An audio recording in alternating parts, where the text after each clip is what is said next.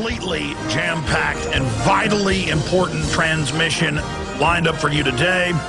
As I said yesterday at the beginning of the broadcast, no, it's not your imagination.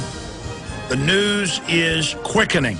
Events are intensifying and accelerating at every level, economically, societally, culturally. And we're going to break it down today.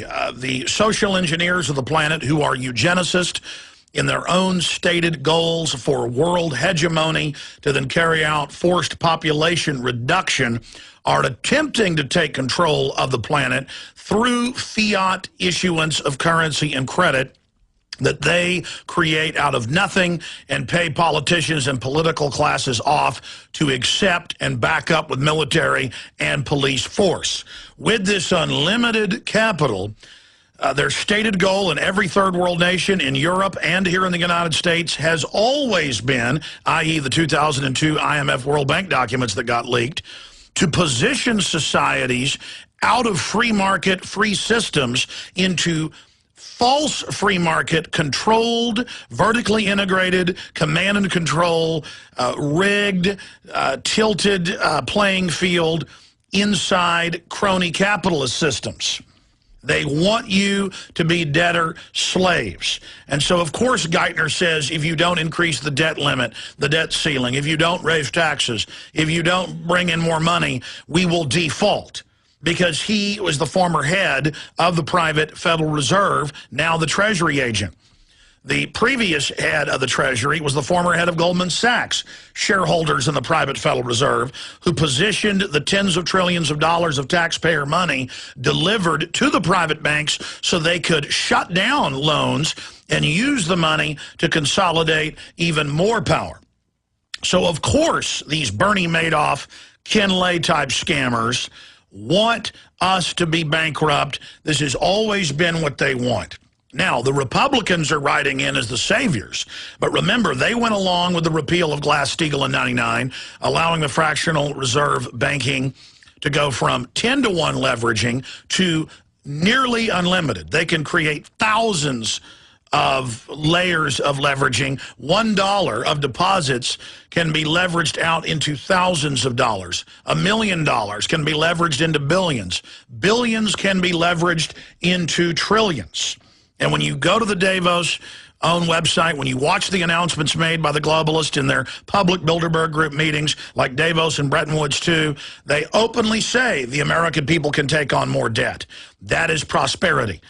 This is a debt black hole set up in 1913, set up in other countries at different times, in Europe earlier, and most third world nations later, where for every dollar or euro or yen or yuan that is created, for every peso that's created, Mexico does the same scam. They've devalued their currency and robbed their people many times.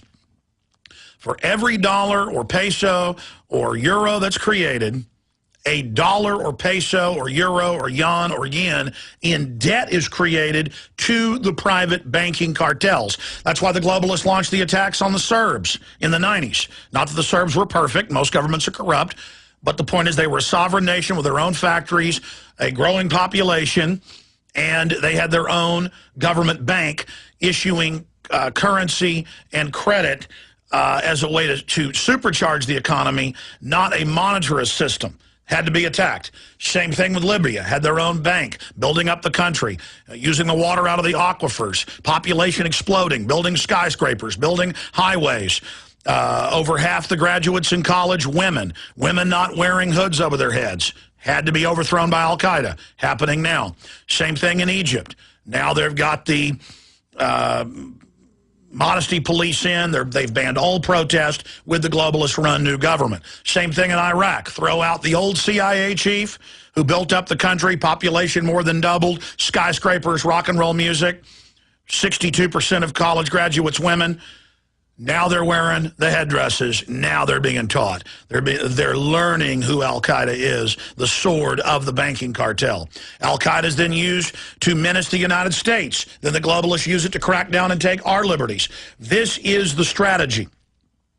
And so the Republicans coming in, all they're doing is ensuring we sign on to this fraudulent $14 trillion debt, itself a small unit of the 1.5 quadrillion, over 60% of that reportedly owed by the U.S. because the private bankers paid off our Congress to sign on to it through financial terrorism and threats of depression, October 3rd, 2008.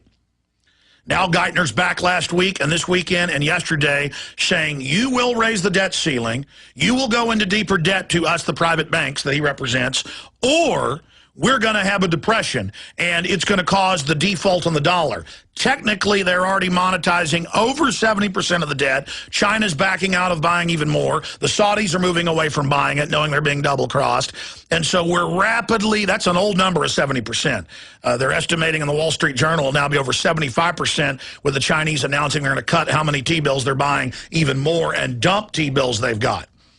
And so they're technically defaulting by hyperinflation of the dollar. And they're getting ready to scapegoat anybody who tries to tell the bankers, we don't owe you these hundreds and hundreds of trillions you've gotten us to sign on to. And a great case point example of this, and this is so central, is why I'm covering it first, not the open announcement of the ground invasion of Libya. It's already been going on for over a month and a half, but now they're just announcing it and got the troop ships and the Marines ready to land, as we told you 5 weeks ago. That's right, before the UN resolution, we told you. U.S., British Special Forces were there. Now the State Department's admitting that. Now they're putting in more troops. It's incredible, and that's all part of this larger empire. But before I get to that, I want to continue in the rest of this segment on the banking cartel takeover. So the Democrats, they're playing the left-wing part of the New World Order fraudulent choice deception. And they are saying it's going to take Social Security. It's going to take Medicare and Medicaid. It's going to starve old people to death.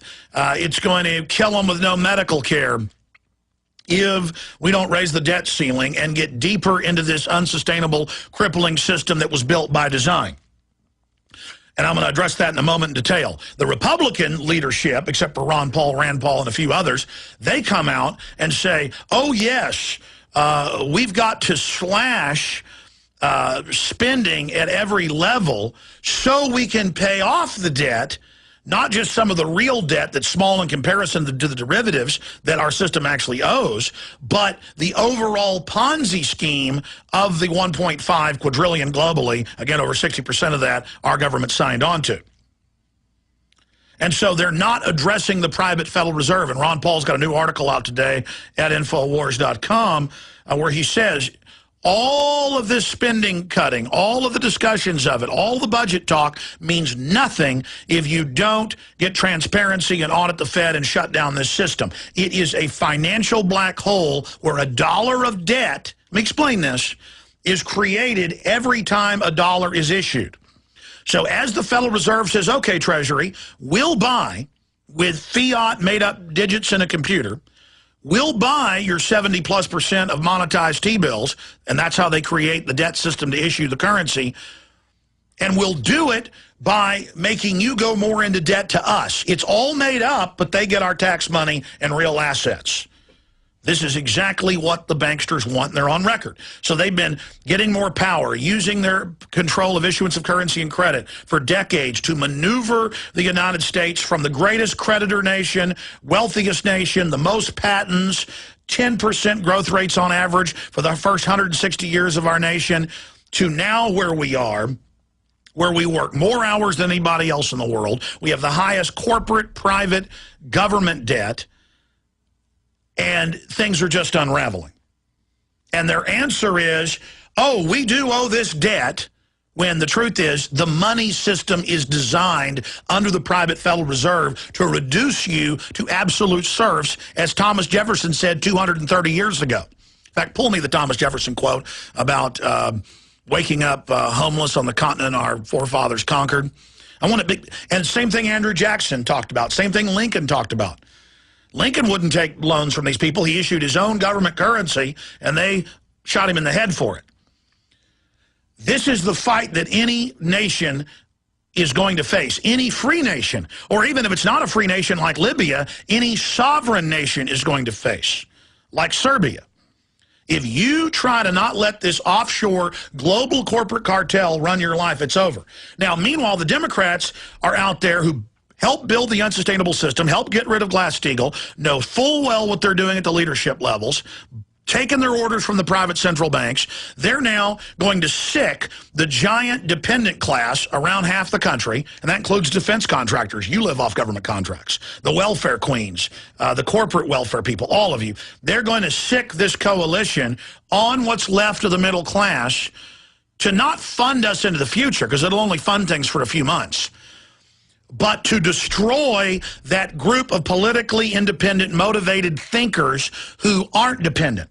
So right now, the globalists aren't just mopping up what's left of sovereign nations. They are now mopping up middle classes worldwide. Let me read you this quote. 200 plus years ago, if the American people ever allow private banks to control the issuance of their currency, first by inflation, you're seeing that, then by deflation, the banks and corporations that will grow up around them, Federal Reserve secretly funding private media and corporations everywhere with your tax money. Again, the banks and corporations that will grow up around them will deprive the people of all property. Again, they get property taxes, state taxes passed, and then that money's paid in corporate welfare to them and debt to be able to use the currency. See, this is the same war. If the American people ever allow private banks to control the issuance of their currency, first by inflation, then by deflation, the banks and corporations that will grow up around them will deprive the people of all property until their children wake up homeless on the continent their fathers conquered. I believe that banking institutions are more dangerous to our liberties than standing armies. The issuing power should be taken from the banks and restored to the people to whom it properly belongs. That means the Congress. Stay with us. The system is only getting away with what they're doing because it is somewhat sophisticated what's happening. But when you study history, you realize that every society, going back to Rome, goes through this money manipulation because insider elites learn that they can take the gold and the silver out of the coins and put out copper. And then they can debase the copper.